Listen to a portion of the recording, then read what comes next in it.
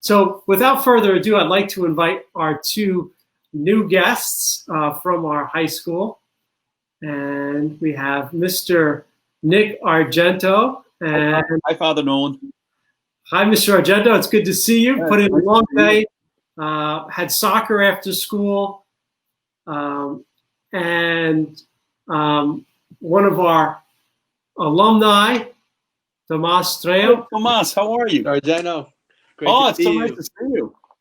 It's great to see you both. And for those students and families who've watched our enrollment video, our 4-minute video we made, Tomas, I don't know if we even got permission, but you should be getting a royalties check soon because we used part of your graduation speech. So Tomas's class of 2020, Mr. Argento is a longtime teacher and coach, mentor, moderator here. And why don't you both just take a moment to introduce yourselves? What are you involved in here at BC High? What have you been involved in? What are you doing now? And we can go from there. So, Mr. Argento, why don't you get started? Sure. And Father Pat, thanks so much for inviting me tonight. And Tomas, it's wonderful to see you. I hope school is going well for you. Thank you. Yeah, as Father Nolan said, my name is Nick Argento, and I'm now starting my 37th year at BC High. I am a social studies teacher at the school. And in addition to that, I also coach 2 sports. I coach freshman soccer and I coach freshman baseball. And I'm the moderator of the Boston College High School Model United Nations Club. That's an organization where our students learn a bit about diplomacy and negotiation and compromise. And I've worn a lot of hats. If you imagine, I've been at the school a long time. I've worn a lot of different hats. I ran our Chinese immersion program for 5 summers. I've done retreat work. I was on the first Kairos retreat that the school began many years ago. And I'm very happy to answer any questions that you might have about the school. But again, Father, thanks for inviting me tonight. That's great. Tomas, how about you? What were you involved in here at BC High? So 2020 graduate, where are you now? It's great to see you. Thank you so much, Father Nolan, Mr. Argento. Great to see you. My name is Tomas Trejo. I am currently a freshman at Columbia University in New York studying financial economics. I just graduated from BC High this past year. And at BC High, I was involved in Mr. Argento's Model UN Club. I was part of the soccer team, and I was part of the mock trial team, in addition to being part of different service and global hide trips that I'll get into later. That's great. So our topic this evening is our Jesuit context, and we figured this is a great way to start out our Wednesday evening information nights on Facebook Live. And I couldn't think of 2 better people to share a little bit about that context, our Jesuit culture here. And just as we were speaking with Ms. Felice in our first half hour from our Rupe division, we'd love to hear about, for you in the high school, what's been your experience? And if you look at our seal, we can see it, our school seal in a variety of places. I think of it in McNeese. There's that big banner in our McNeese Pavilion. And under, in the seal, we see this scroll that says, in the Latin words from John's Gospel, ut cognoscant te, that they may know you. And so that the purpose of Jesuit education is that our students come to a knowledge and love of God, a knowledge and love of Jesus. And I wonder, just in terms of this idea of Jesuit context, Mr. Argento, maybe you could start us off. Has there been an experience for you when you've met God, where you've come to know God better through your BC High experience? Yeah, that's a great question. You know, Father, I've been so. I want to say that there are I have a lot of examples that I could give. I think probably the best example I could give has been through service retreats. I went on a service retreat in Camden, New Jersey, with a group of BC High students. We were run through the Romero Center there, and as most of the people on the call probably know, Camden's one of the poorest cities in the United States. Our job was to bring students there and to do some service work. On my end as a teacher, my job is to be very deliberate and trying to bring our students closer to God. And how we go about doing that is by bringing them proximate to people who are either in need, people who may have some necessity of care, or in some cases it might just be having a ministry of presence. And the story that I thought of immediately when you said that, took a group of students to a day shelter in Camden. And while I was there, the students had a little bit of trepidation. Their job that day was to go and just sit and talk to the people who were guests at the day shelter. And I said, look, why don't you pair up? Just go and sit and talk to people. Ask them about themselves. And I did the same thing. And, I said to go do it. And then when I had to go do it, I was like, okay. And I sat down next to this man. He's eating he had an open can, a tin can of like B&M baked beans. And he was eating them cold. And I sat down, I introduced myself, and he said, oh, he says, you're one of these, he says, you brought these kids in. And I said, yes, I did. And in fact, he asked me if I was a priest. And I said, no, I'm not a priest. I said, I'm a teacher at a Jesuit high school in Boston. And we started to talk. His name was Jerry. And I have to tell you, Father, I have wondered so many times what's happened to him. And he says to me, he says, would you pray with me? He called me Father. He said, would you pray with me? And I held out my hands. He put his hands in mine and we prayed. I had a student come over who sat down with me. And the student, I looked at the student. I said, well, I said, here, why don't you join us? So we actually held hands together and we prayed. It was really powerful. That night we reflected about what had happened. The students had done that. And this one student really spoke very much in a lot of detail about what had transpired. It's really reminded me about the deliberate practice of what I try to do as a teacher. The pedagogy of our school is intended to have our students have experiences, be reflective, take action, and then evaluate later. That's an ongoing process. I try to do that with the teams I coach. I try to do that with students I have in the classroom. And in this service experience, that was one time that I know it happened, and we were quite precise about doing it. I know it's a really long-winded answer to your question, but yeah, that's the experience that I first thought of.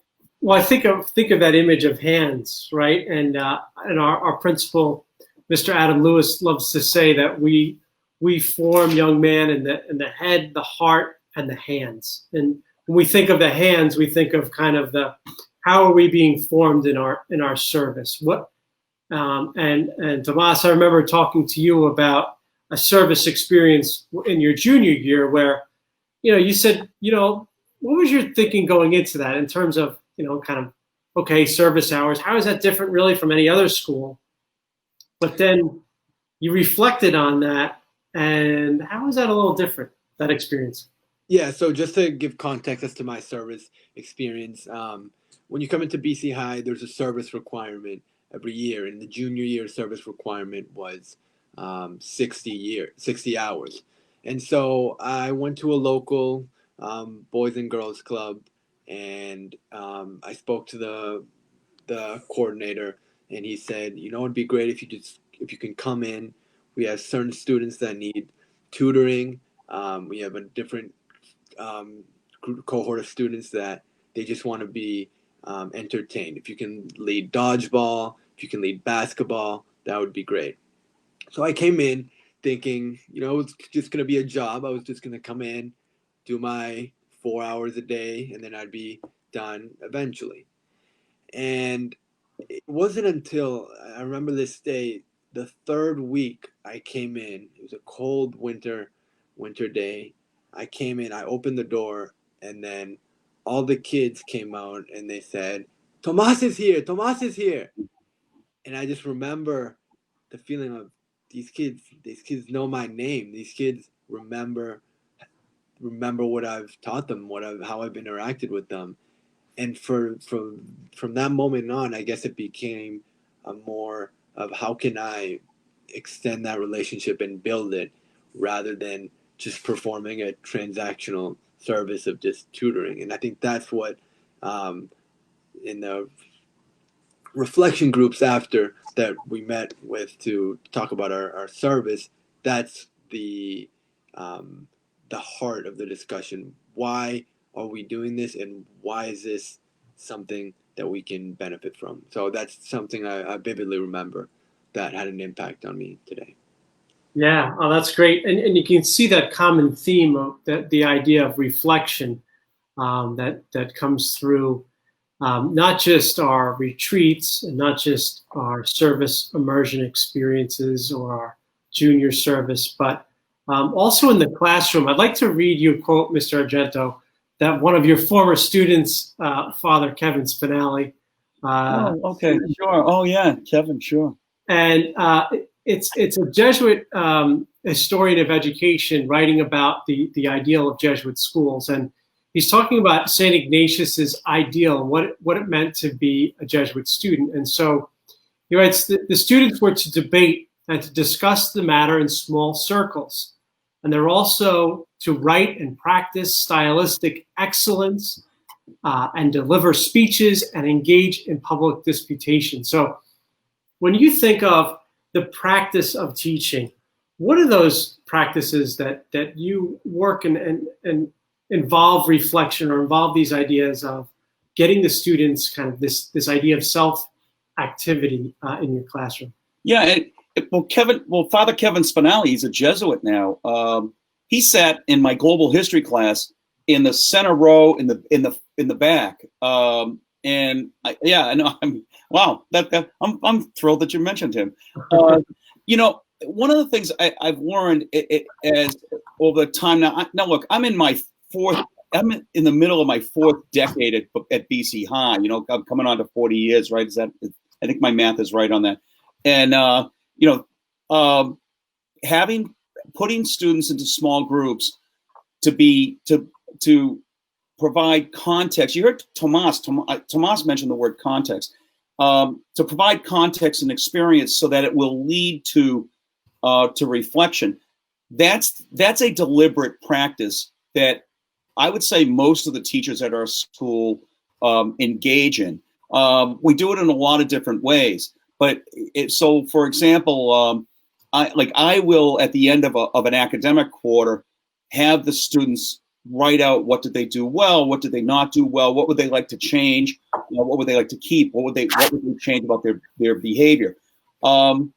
We do that. We pray in class every day, and some of those moments are intended just to give the students moments just to kind of be, just to kind of be silent and to help make them a little more aware of what's around them, but also to just kind of bring some context to their day so that things can be a little bit more settled. I think it makes them better students. I think it makes them better people.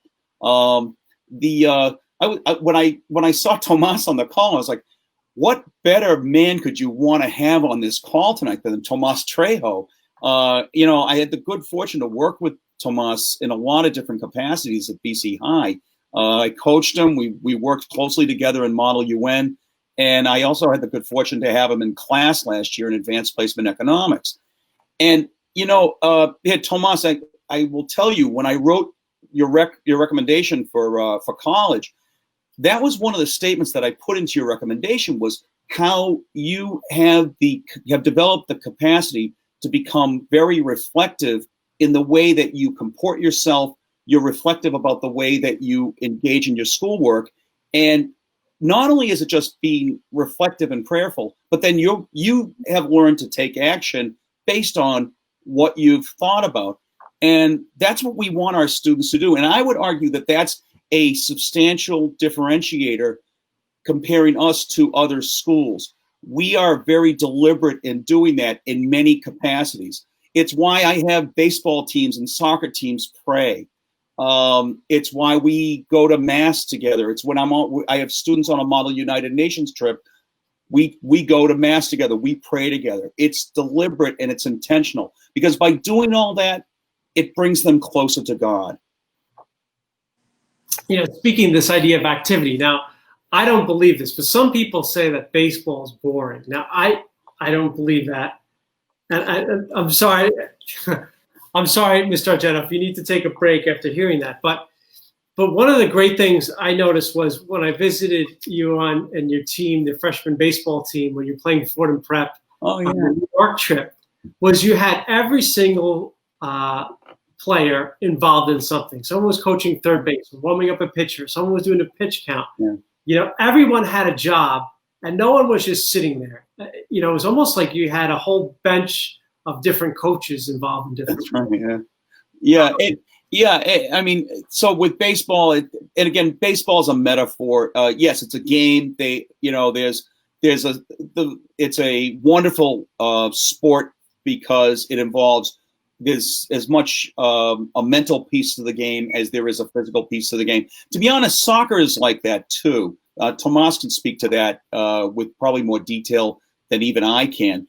But yes, you're right. I mean, I think any student I teach or coach, or a student who's involved in a club like Model UN, my job is to try to learn as much about that student as I'm able to, because if I'm able to do that, I'm going to be able to figure out where are gaps in his formation, what are his strengths, and how can I help him grow to develop his character, to become a better person.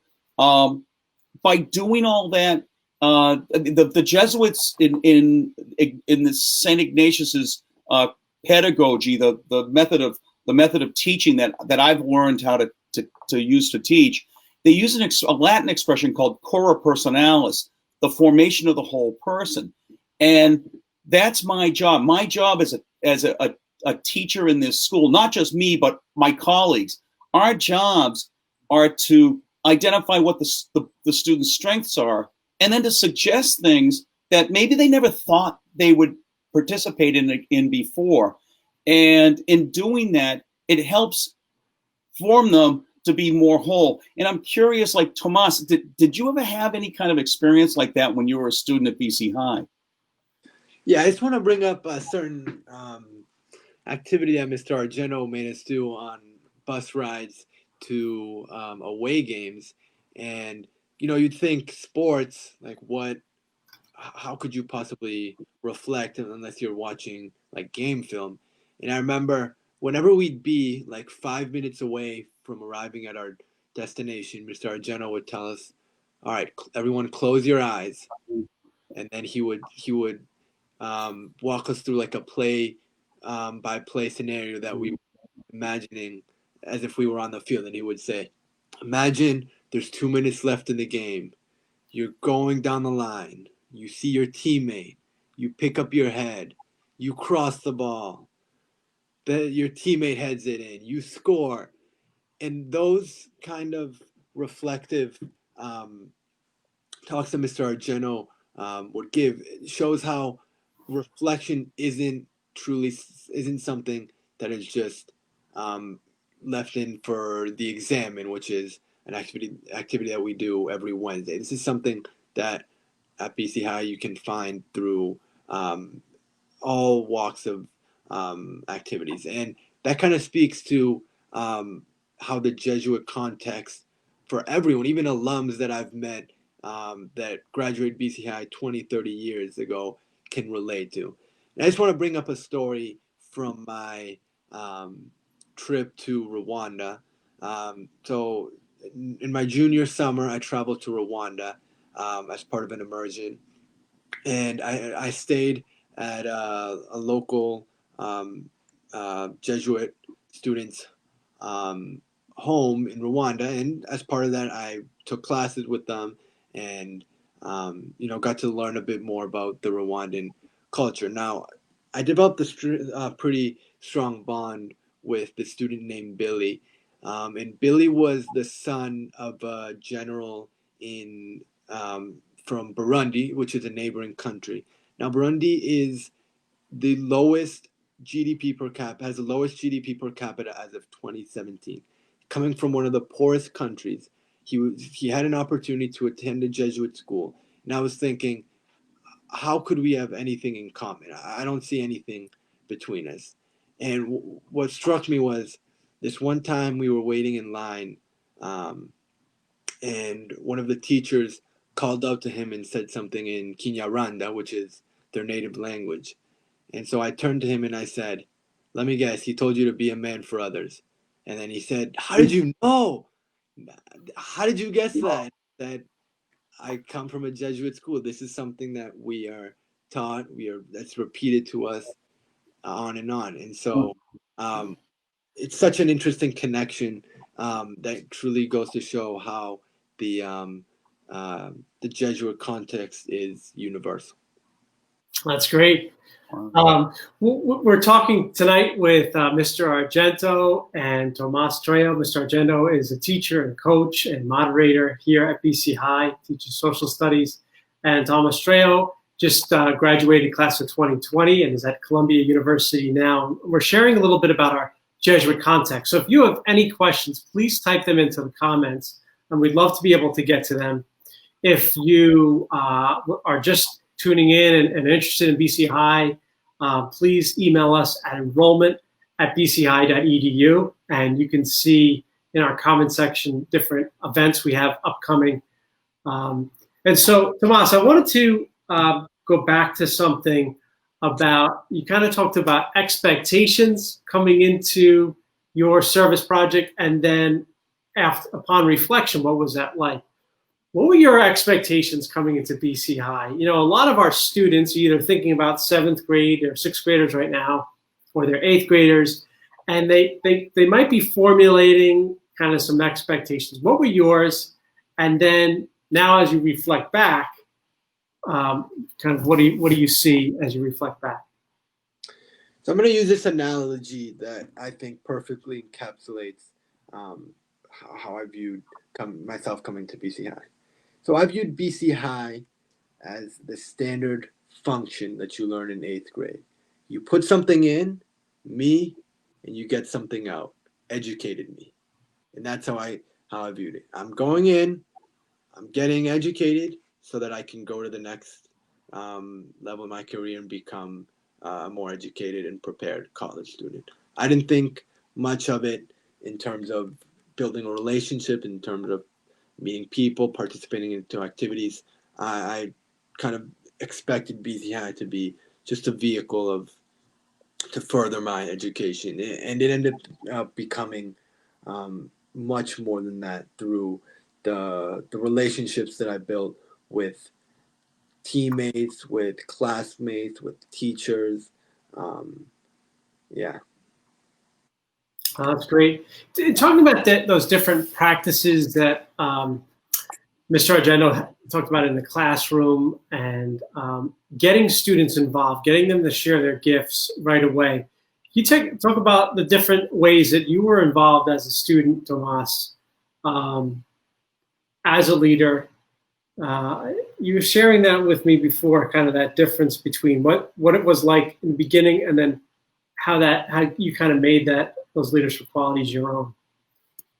Yeah, I would say one of the things I learned through the guidance of Mr. Argento, and something that he does very well, is he'll teach us, instead of telling a student what to do, he'll teach him so that he knows how to do it in the future. And the perfect example that comes to mind is in preparing for our Model UN conferences that we host in March. There are numerous logistical things that we have to do, from printing out placards to sending out food orders. And now Mr. Argento could do this all himself, or what he does is he teaches us how to do this so we can become independent and do it on our own. And as I kind of became older, I realized that as a senior leader, eventually I'm going to graduate, and I need the underclassmen to be able to have the skills that us all elder leaders have. And so I started, using Mr. Argento's kind of tips, kind of learning how to guide underclassmen into teaching them tasks from, Model UN. It could be on the field in soccer, study tactics, which I did as an academic tutor, and just in many different ways. I really learned how to teach someone else to be where I was. Right. Oh, that's great. And that sense, you're saying the sense of duty compared to, was it joy or something you enjoyed? Sorry? That idea, Tomas, of kind of in the beginning, it made it sound like it was you were doing something out of a sense of duty, but then it became more of a sense of, oh, this is something I really enjoy doing. Yeah, I would say at the beginning you do it because you're told, because it's what's expected of you. But as you progress, you get to see that there is certain value, and then you two as educators can attest to that. That sometimes, even though you might be technically in the position of more experience, you can sometimes learn from your pupil, and that's something that I found out as I was teaching underclassmen in many different areas. Great. Mr. Argento, when you think of the ideals of being available, the Jesuit ideals of being available or being generous, what has the time in COVID been like for you in terms of being available to your students in a whole new way? Well, you didn't ask me this question when we talked. Okay. It's, the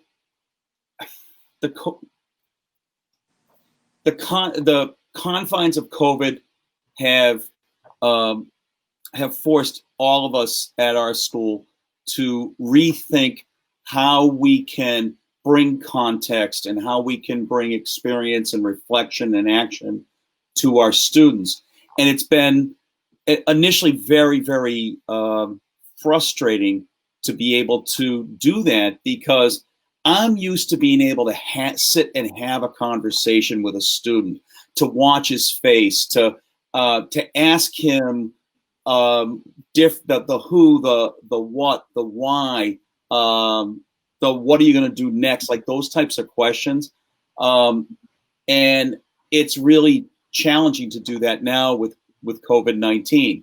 With that said, a lot of the technology that we have, that we have here, like Zoom calls and things of that nature, I've been able to have one-on-one conversations with students. It's just much more planned. It's less impromptu. And so that's a piece that's different, and it's taken a little bit of time to try to learn how to navigate around that. I had a student this morning. I graded a set of tests last night for an AP US history class that I teach, and the student didn't do as well as he had hoped. And he wrote to me. He said he was frustrated. And he said, could we go over the test? I'd like to know what to do. And I said, well, do you want to talk on Zoom? Do you want to try to meet in the school? His cohort's in school this week. And we agreed it might be better to meet on Zoom tomorrow. Okay.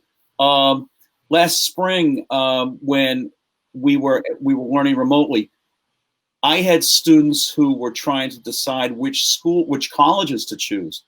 And those types of conversations might ordinarily happen at the end of a class. But when the student's remote and the class comes to a conclusion, the class would leave and and everything would vanish. So I had to set up parameters to be able to have one-on-one conversations. So I had drop-in times when the student could come in. The school has protocols about this, understandably. I wanted to have protocols to do that. So I would tell them, we can talk, but I have to record everything so that because it's a school requirement, and I wanted to make sure that was the case. But the point is that you could still behave and do this but you just have to kind of rethink how to do it.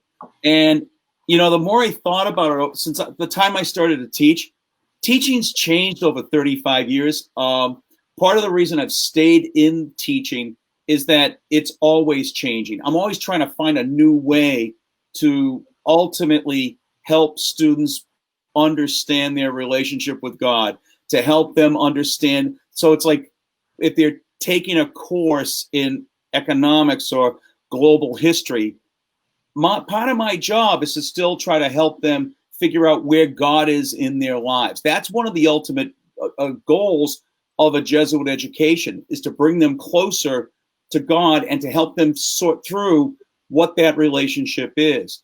And that happens whether I'm on a soccer pitch or whether I'm having a conversation with a couple of students after a Model UN meeting. But this year, and actually last spring, but currently this year, some of that has changed. It's been better that half the students are present in front of us. I could still have some of those conversations. It's just far less impromptu as it was prior to COVID. It'll return though. Yeah. Before I'm going to recap some of the things we discussed about our Jesuit context, but I'll give you a little reflection question. When you think of Mr. Argento, and I'll give you time to think about it. When you think of a student like Tomas, what is a word or a phrase that comes to mind, in terms of gratitude? And Tomas, same thing.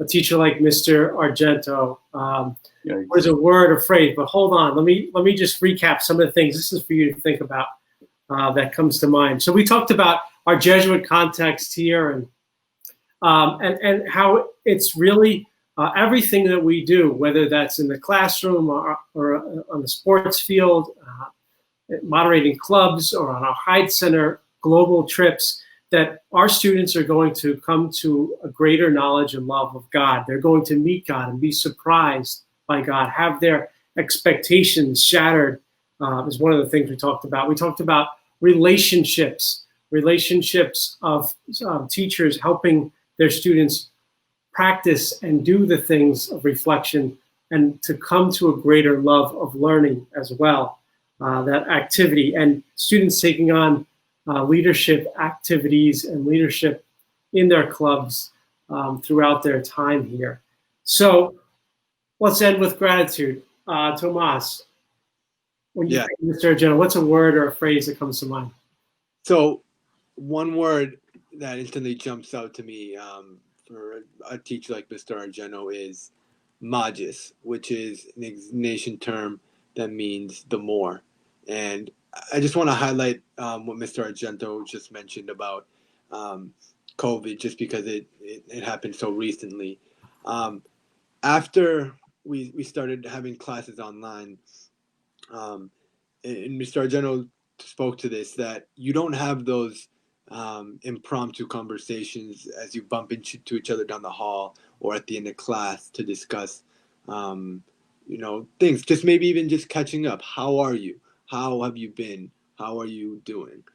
And Mr. Argento's willingness to go out of his way to set up these drop-in times to just talk about, I'm going to be honest, for a lot of them, about economics for 5 minutes, and then we'd spend the 15 minutes just catching up on doing. And that, I think, is something special that you get from a lot of the teachers. Yeah, their commitment to not just teaching the kids the material, but also going above and beyond and making sure that their well-being is up to par. That's great, Mr. Argento. Yeah, I was actually hoping I was going to go before Tomas. You embarrassed me, Tomas. But thank you. You're very kind. Look, to describe Tomas, the word the expression I'd use, it's actually in the graduate at graduation. It's being open. He's open to growth. I found Tomas so willing to try new ideas, to take on new challenges. Tomas is a very gifted student. He works very hard. He's those two walk hand in hand. In other words, he walked in the door with a high amount of intellectual ability, but he developed his academic work so that both were quite pronounced. And that's all well and good. I think really Tomas could have gotten that at any school. It's the other components of what we want to do with our students that I would use to describe Tomas. He is so loving. I heard so much about his brothers and his family. I had the privilege to coach two of his younger brothers, Nicholas and Daniel, on the soccer team, and they're now involved in Model UN, for example. But I heard so much about them because he developed that capacity to be even more loving. It's Tomas who pushed us in a couple of particular directions for Model UN to have us remain faithful, to be committed to doing justice, for example. And it, as far, and I would leave it to Tomas to describe his relationship with God. I mean, that's for him to describe.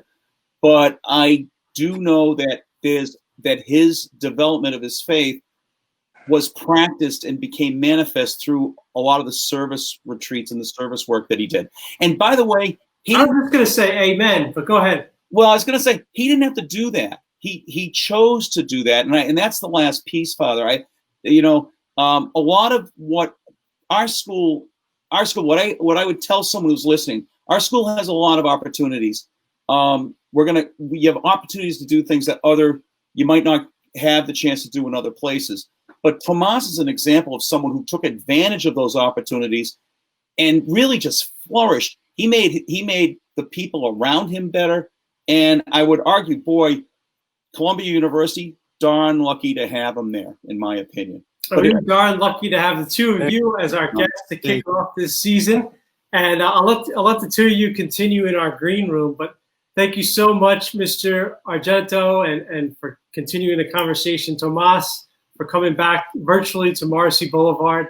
And thank you so much. And I'll catch up with you in a little bit. But I know there's probably some homework to grade or some more midterms to study for. So thank you so much. Thank you, Father. Thank you so much for having me, Father.